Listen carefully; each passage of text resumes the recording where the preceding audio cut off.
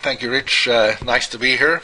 Well, we're going to talk about Benford's law, and what we have to do today is cover a little bit of ground. And we go back to the 1930s, where Frank Benford was a physicist at the GE Research Laboratories in Schenectady, New York, and he noticed that the first few pages of his log table books were more worn than the last few pages. The first few pages, though, gave us the logs of numbers with low first digits. And the first digit of a number is, for example, the leftmost digit, so the year is 2012, and the first digit would be a 2.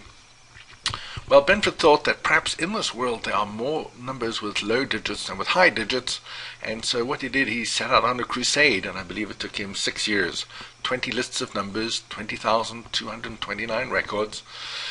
And these were various lists, and looked for example, the drainage area of rivers, numbers from the front pages of newspapers, numbers from Reader's Digest and the like. And his final result showed that 30.6% of his numbers started with a 1, 18.5% of the numbers started with a 2, and this is quite remarkable. This means that nearly half of the numbers started with a 1 or a 2.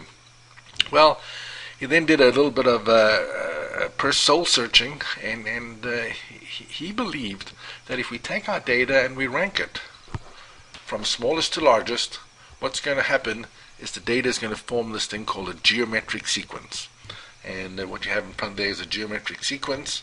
And then he did a little bit of calculus, and I'm sure calculus brings back happy memories for all of us, and came up with what we've grown to love and adore and call Benford's law. And basically with Benford's law, what it's telling us is that as a first digit, we expect the digit 1 to be a first digit 30.1% of the time. We expect the digit 2 to be the first digit 17.6% of the time. And the poor old 9 only expected as a first digit about 4.6% of the time. In the second position, which would be 0 in 2012, we go from 0, 12%, down to the 9, only expected as a second digit 8.5% of the time, and generally by the time we're at the third and the fourth digits, the digits are expected to be equally likely. Well, Benford's law languished for a while, and it just hung around. These, incidentally, are the formulas for the digit proportions. A little bit of mathematics there, and that's just for those that are keenly interested. Well, Benford's law languished for a while. It was published in 1938, and slowly but surely more and more people got to hear about it. In 1969, we had a reasonably large audience reading about Benford's law in Scientific American, and slowly but surely more articles have been published, and my paper here in the Journal of Accountancy in 1999 got a reasonable audience as well. I believe that at the moment we probably have about 1,000 papers written on Benford's law.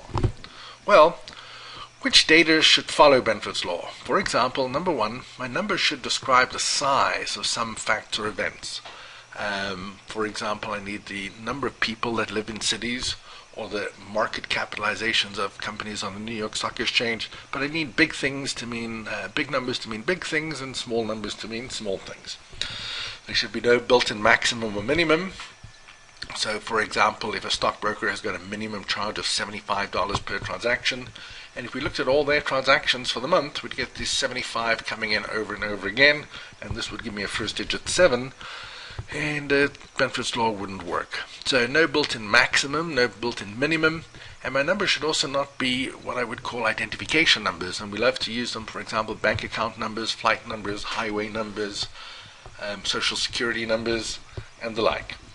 Well, I like to look at the first 2 digits, and so, for example, the first 2 digits of 2012 are the 20, and this is an example of the first 2 digits of invoice amounts.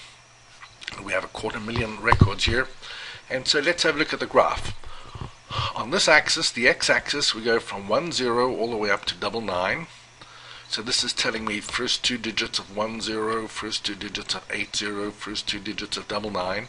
The line generally is Benford's law, and the line will go from 4.1% down to just under 0.5%. It's quite remarkable that the 10 is about 8 times as likely as the 99.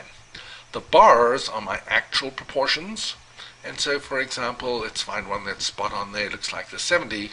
the actual proportion and the expected proportion are spot on.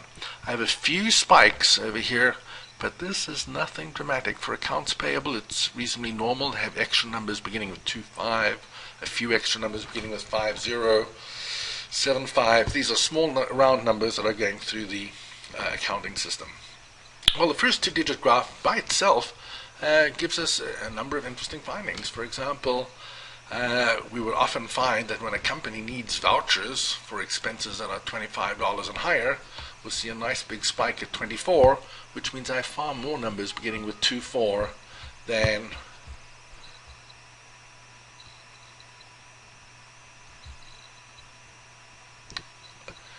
for example, I have a spike at 24, and what this is telling me is that I have more numbers beginning with 24 than expected, and this is of course people that are coming in just below the psychological, below the threshold of 25. I also look for spikes, extra numbers below the psychological cutoffs of 48, 49, 98 and 99, and generally I've seen this quite a few times in bank fraud. Fraudsters use numbers that come in just below where they believe the bank's limits are. So they'll have numbers of 4,800, 4,900, 9,900, 9,800, coming in just below what they believe to be our thresholds of extra checks at 5,000 or 10,000. Frauds that are systematic. So in one case, what we had was somebody was running up credit card balances to just below 5,000, and they could write off balances just below 5,000, and they were in cahoots with a number of people. And so what he did internally was write off credit card balances that were just below 5,000, and he was systematic in his actions, and we actually caught him. We could compare it to inventory sheets, and basically what we would do here is we would just compare the digit patterns from December to the digit patterns with January and see that at least the digit patterns are the same. This was done in the UK, and what the taxation authorities saw was they saw many Schedule C, the equivalent of Schedule C, coming in with first two digits of 14, and that was because if your turnover exceeded £15,000, you had to fill in a whole extra pile of paperwork, and so it was rather amazing that lots of people were coming in just below the 15,000. Purchasing cards, again, coming in just below the $25, and also this was another case of 48 for employee reimbursements. And again, it just seemed that people were doing the same thing over and over again, usually just to circumvent thresholds. These tests are reasonably easy to run in Microsoft Access. For example, it would be just a series of two queries. We would generally do the graph in Excel, but Access would work pretty well. The results, reasonably easy as well. This is an example from many years ago, and this is an accounts payable data set. And what we see is we have a huge spike at 50, a spike at 10, a spike at 11, and a spike at 98 and 99. And basically what Benford's law would be here, it would be my first test in a series of tests, and it would be a high-level test of reasonableness. And so what we would have here, it would tell me that I have an excess of numbers beginning with 10, 11, 50, 98, and 99. And then I would go dig deeper into the numbers and, for example, try and see exactly which numbers these are. So Benford's law gives me the expected frequencies. These frequencies are biased towards the low digits. There were many papers, but actually we've only started using Benford's law in practice in the last 10 years or so. Works best when we have more than 1,000 records. And Benford's law works rather well to find excess activity below what we would call control thresholds, numbers coming in just below where people think they would get caught if they went just a little higher. Access and Excel can do a great job. We're going to move on now to some of the newer work.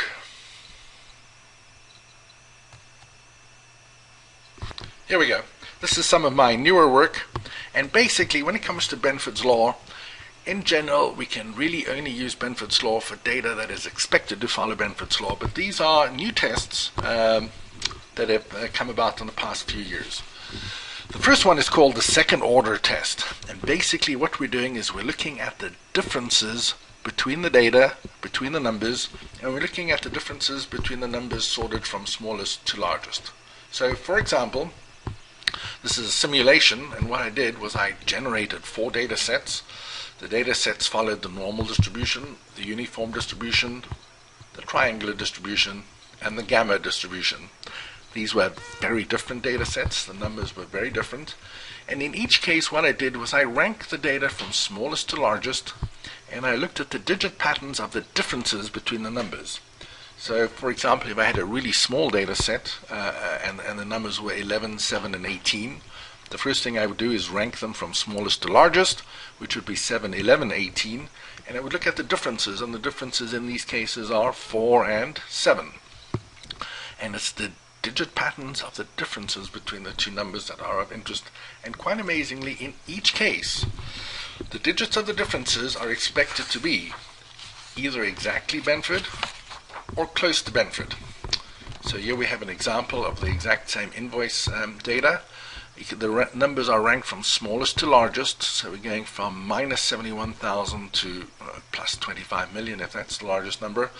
And in each case, I'm just looking at the difference, but in fact I have to multiply the difference by 1,000, which is what I do here, so that I can actually be sure that I do get the first two digits.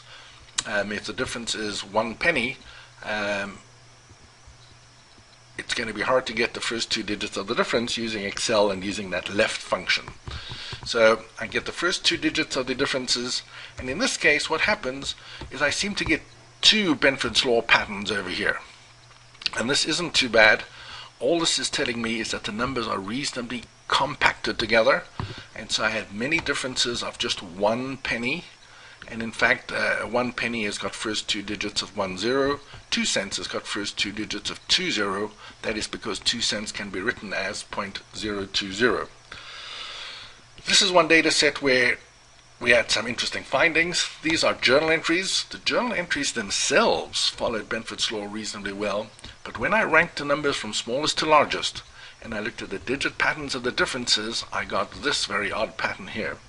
And to cut a long story short, what happened here was that there was a mysterious third digit that you couldn't actually see when you looked at the numbers, and the third digit was popping up and doing something quite horrible to the second order test.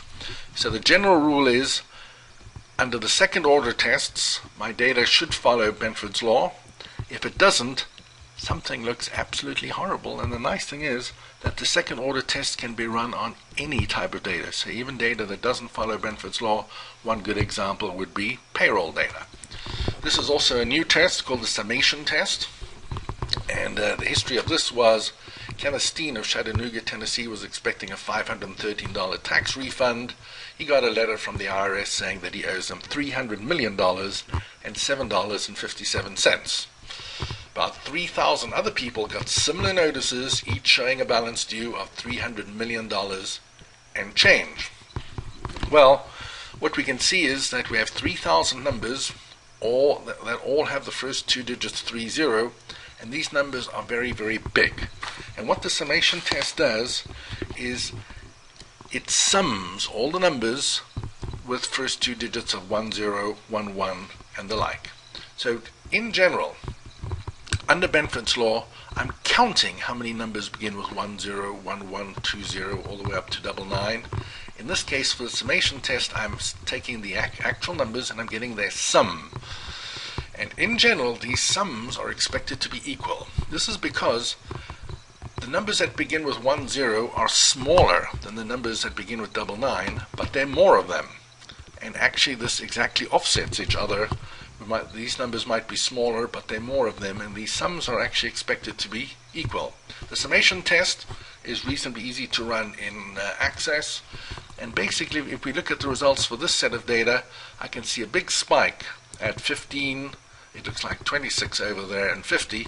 And what this is telling me is that I have a few large numbers that begin with 15, 25, or 50. These numbers are way out of line with the normal average for that data. And maybe I want to have a closer look at it. So, in general, the second order test is that one where I look for the differences between the numbers. And it should always give me a graph that looks like Benford's law. If it doesn't, something is terribly wrong with the numbers. The summation test looks at the sums of the numbers with the various first two digits. And if I get spikes in this graph, it's telling me that I have very large numbers in my data set. And maybe these will be of special interest. So Rich, I'm happy to take some questions later on, and I'll be around. So thank you very much. Bye now.